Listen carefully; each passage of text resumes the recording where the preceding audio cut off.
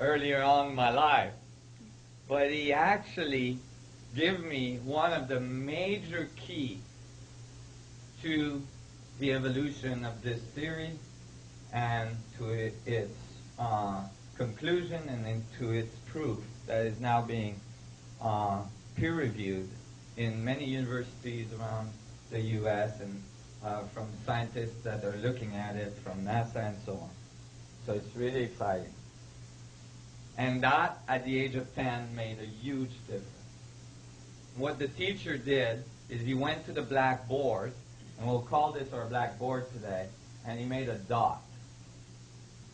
And he said, the dot is dimension 0, and it doesn't exist.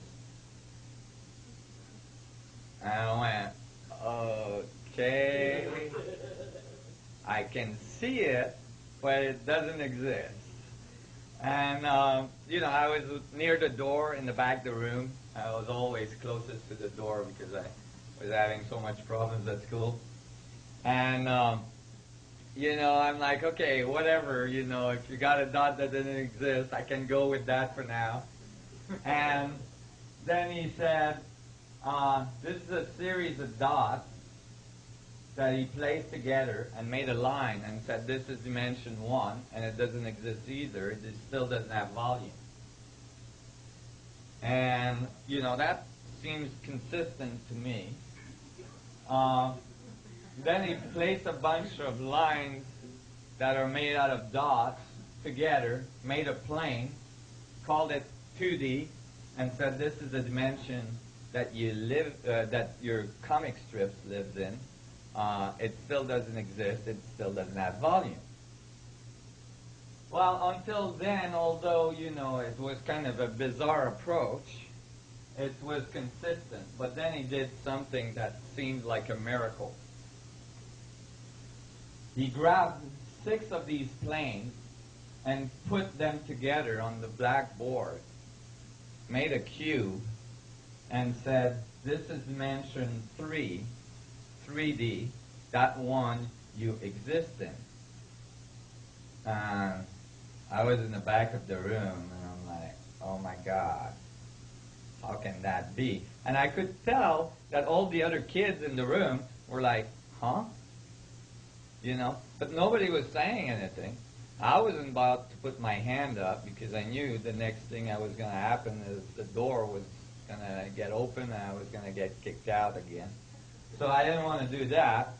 So I didn't say anything, but it didn't make sense because it's like that was a mystery cube. Because if you have a dot that doesn't exist, that makes a line that doesn't exist, that makes a plane that doesn't exist. You slap 6 non-existing planes together, you don't get existence. All you get is non-existence to the 4th. Okay?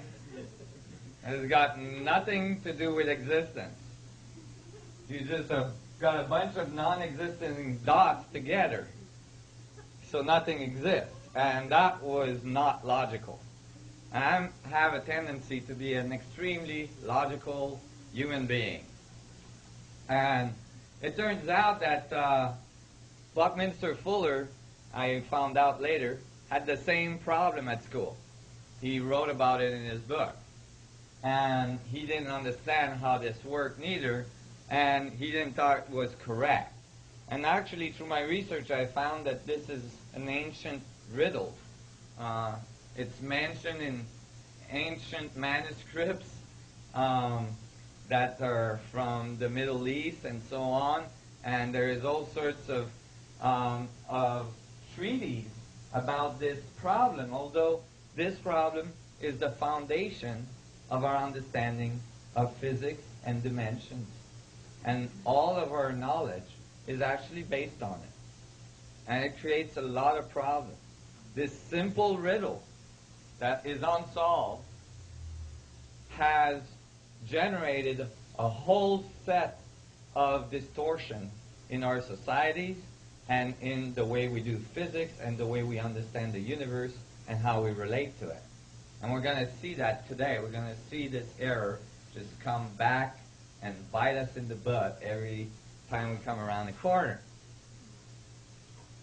You all following this? Yeah. Well, okay. Well, I was going home from my school that night, and, I had an hour and a half bus ride back home. And that's because I kept on getting kicked out of the schools closest to my home. So I had to go further and further, and some physicist once told me, actually, I was furthering my education that way.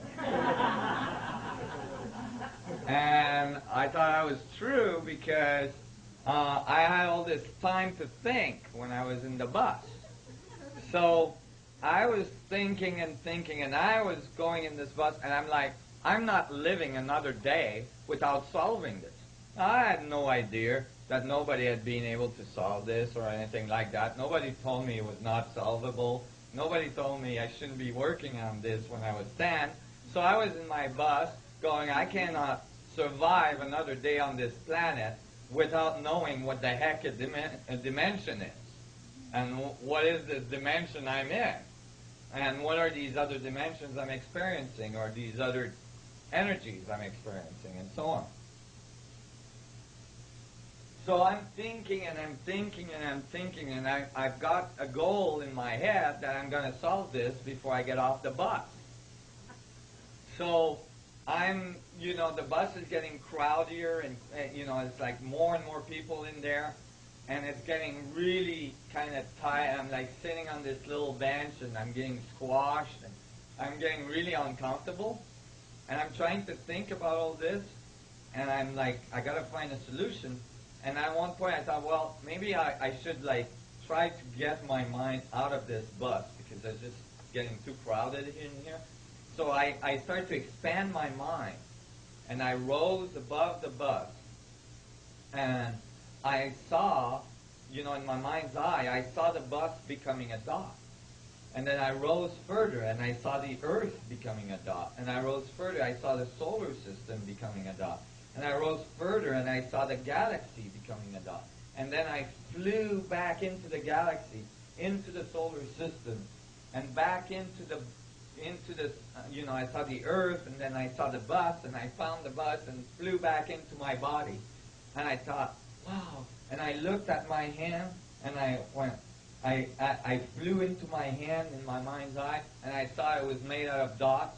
I didn't know those were called cells, And then I flew into one of the cells in my mind's eye, and I saw that cell had to be made of thousands of little dots we call atoms. And I flew into, actually, billions of little dots we call atoms. And then I flew into one of those dots, and I saw that inside the atom there was a whole bunch of other dots in the middle, and so on. And actually, that was my first glimpse at the fractal nature of the universe. And I thought, oh my God, I know how to solve this. It's a dot within a dot within a dot to infinity. And the only thing that exists is the dot. Within each point, all information is available. Each point contains the whole. So the only true existence is the point. And from that point, or from an arrangement of points, you get all of reality. Wow. I was onto something. I got really excited. It's like, that's the way it goes. Each point contains the whole. Each point has all information. Each point is connected to all other points in the universe.